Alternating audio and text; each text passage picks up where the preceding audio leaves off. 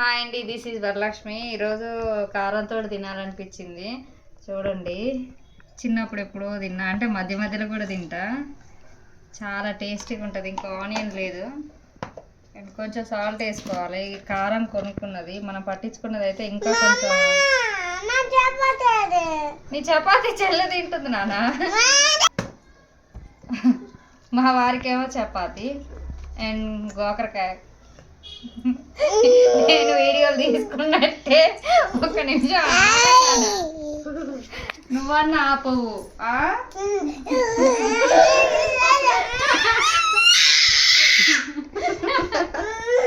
చపాతీ కోసం చూడు అట్ట కొట్టుకో. చామా నేను నీకు ఇస్తలే, వదిలే. కన్నమ్మ నో బేట, అక్క కాదు.